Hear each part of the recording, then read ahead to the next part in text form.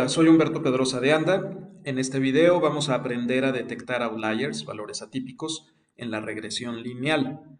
A ello te presento el siguiente ejemplo. Nosotros queremos pronosticar el costo de la calefacción en algunos edificios dependiendo de cuatro factores, ¿sí? Del número del piso en el cual se esté haciendo la medición, de las personas que están en esa área, en ese piso, de la antigüedad que tenga el calentador, esta antigüedad se expresa en meses, y de la temperatura del ambiente exterior, que se expresa en grados Celsius.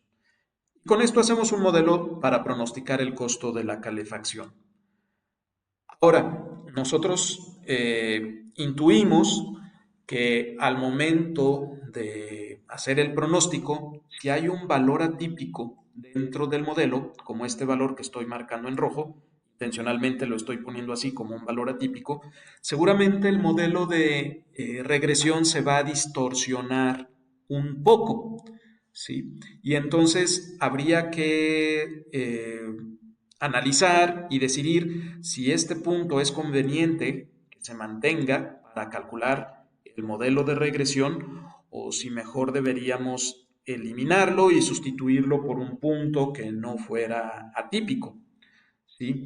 Ahora, en la regresión lineal nosotros habíamos aprendido en una cápsula anterior que no todos los outliers son malos, ¿sí? O sea, un outlier te va a distorsionar el modelo de regresión cuando el punto atípico esté muy lejos de la nube de puntos principal, en una dirección diferente al resto de los puntos, porque entonces los valores de los coeficientes beta van a cambiar, ¿sí? De una manera que no va a ser buena para el modelo. Por ejemplo, si tuviéramos este conjunto de datos con este punto rojo aquí, entonces seguramente la línea de regresión quedaría un poco más jalada hacia abajo, ¿sí?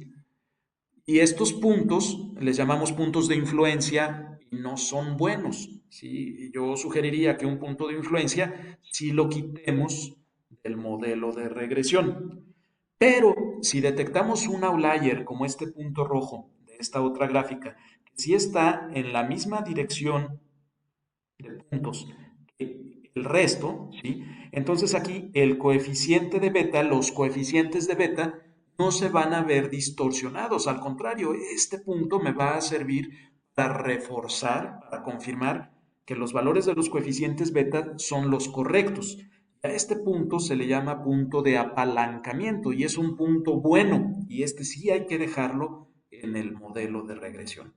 Entonces, bueno, en las siguientes cápsulas aprenderemos primero a distinguir a los outliers, como quiera que sean, simplemente son puntos atípicos, y después aprenderemos a clasificarlos como un punto de influencia o bien como un punto de apalancamiento. Bueno, regresamos a nuestro ejercicio, es este de aquí. Entonces, vamos a detectar los outliers. Pero como tenemos un espacio multidimensional, pues aquí es difícil graficar, ¿sí? Porque tenemos 5 variables. En nuestro mundo tridimensional lo más que podemos hacer es graficar 3 variables al mismo tiempo.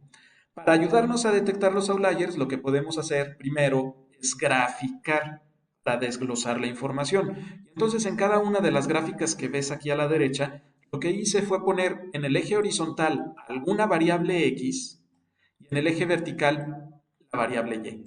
Así, por ejemplo, en este cuadro de aquí, utilicé la variable número de piso, que es la variable X1, en el eje horizontal, y en el eje vertical puse el costo de calefacción.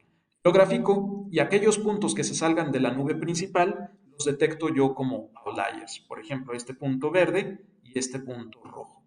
El punto rojo corresponde a la observación 2, el punto verde corresponde a la observación 12.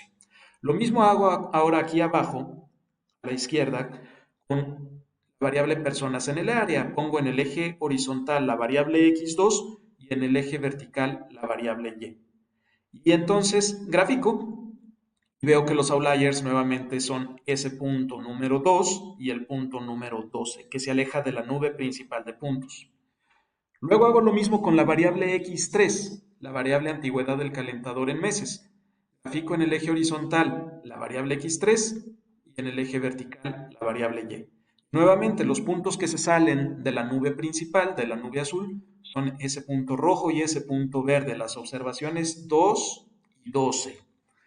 Finalmente, con la variable x4, la variable temperatura en grados Celsius, ponemos en el eje horizontal la variable x4 y en el eje vertical la variable y.